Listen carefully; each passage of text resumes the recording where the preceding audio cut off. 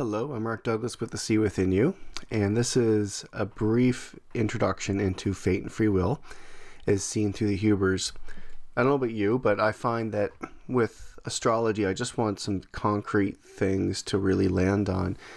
Cookbook descriptions of, Venus and Aries or what have you, we know that they kind of broadly work, but at the end of the day, it's not as solid as we can get to if we look at the birth chart through the lens of 5 layers. And I'm going to try to attempt to do this very quickly. I have other videos on the 5 layers of the chart and aspect patterns. So this is really talking about the causal level of the birth chart.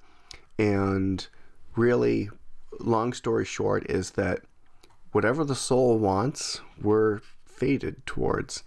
And as we move outward from the chart, we have a bit more agency to make decisions. There'd be no point of life if we couldn't have free will. That's something I hold really close to me. At the end of the day, we can argue it back and forth, but I'm interested in developing our birth charts and living our lives to the fullest and richest they can be. And we all have a level of both being fated and having free will at the same time. And I think when we can kind of work within our patterns that we know to be true of ourselves, we can make some headway.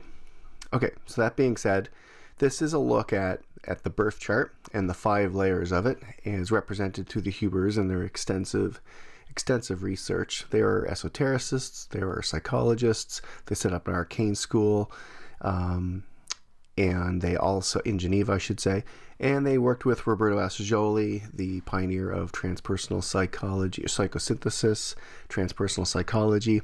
They worked directly with their case files, and their system has been vetted through thousands and thousands and thousands of graduates around the world, depth psychologists, you name it. So it works. When we're looking at the 5 layers of the chart, this layer here is the first layer representing the center of the chart, the circle, and it's the soul. So what the soul wants, the soul gets, right? And the first layer out is this aspect pattern that I've shown in other videos. That's really important. This aspect pattern here works at what we call the causal level.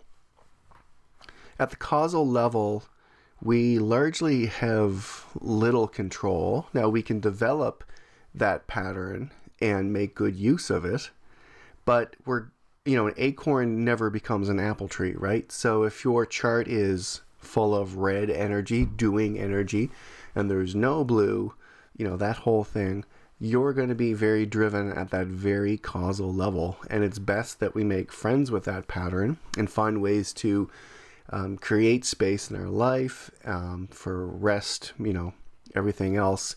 If your chart is lacking in blue, which is the state of being, of kind of relaxation, of, pick your keywords, right? Softness. It has a Venusian principle. And you lack red of the doing energy, then that's going to manifest for you throughout your life, and you can work progressively with it. But there's no sense beating yourself up over what you don't have. So this truly, I'm going to see if I can get my marker out here. Here we go.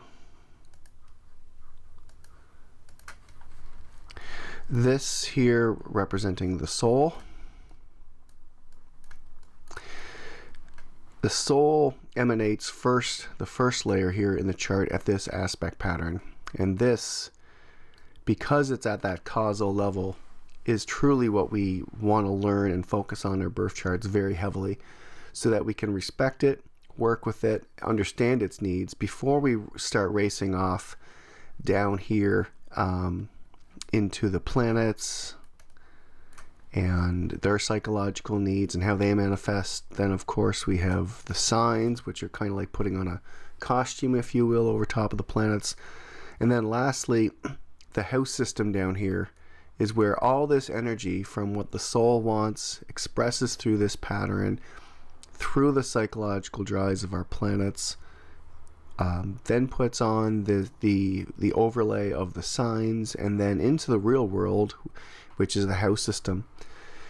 So as it would make sense, you really want to get down to grassroots, and this is at the real level of what's more faded within us that we can still work with, but we still need to understand its needs, is this aspect pattern here.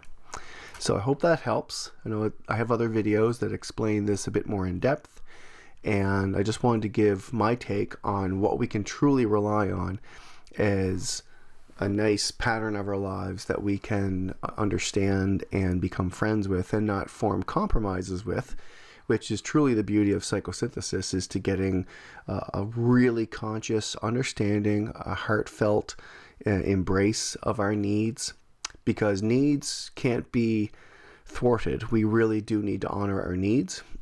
If you have kids, you could understand that you can't meet the wants of ourselves, but we truly need to work towards understanding our deep-seated needs, which is absolutely going to be expressed through the aspect pattern before we ever go racing off to the ascendant, to planets, to the signs, to fixed stars, you name it, that this is going to be our deep inner motivation at that level. So if you have any questions, let me know. Otherwise, happy astrology, digging into your aspect pattern.